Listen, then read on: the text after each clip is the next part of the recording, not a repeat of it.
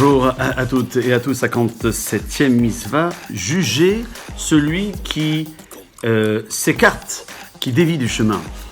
La Torah dit « j'envoie un ange ». Akadosh Baruch Hu fait allusion à la faute qu'Israël va commettre en faisant le veau d'or, à la suite de quoi il perdra le soutien direct de Akadosh Baruch Hu.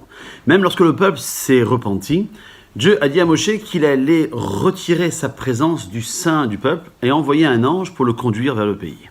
Moshe a alors protesté contre ce décret et a supplié à Akadosh Baruch Hu d'accompagner lui-même le peuple. Et Dieu a accédé à sa demande. Ici, Moshe a accepté la décision divine car Dieu ne lui a pas présenté cette nouvelle comme un châtiment. Dans cette mitzvah, la présence de ce messager est plutôt l'un des aspects du caractère triomphal de l'entrée des bénis Israël en Eretz Israël. Chachamim explique que cette prophétie ne s'est pas accomplie du vivant de Moshe, qui avait imploré Dieu de ne pas se retirer du sein du peuple.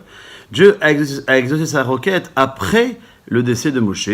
Un ange est apparu à Yoshua, Josué, le successeur de Moshe, qui s'est présenté comme le chef des légions de Akadosh Baruch Hu.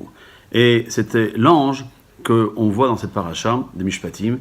Il a été retenu du vivant de Moshe. Il a été envoyé après sa mort pour guider Israël.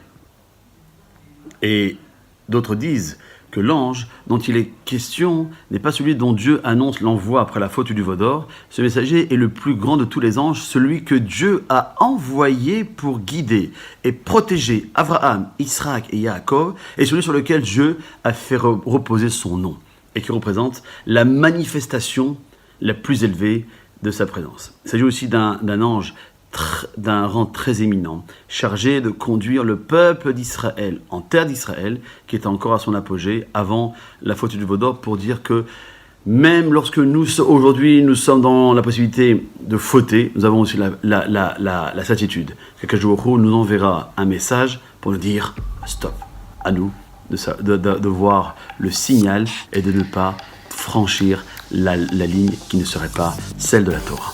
À bientôt.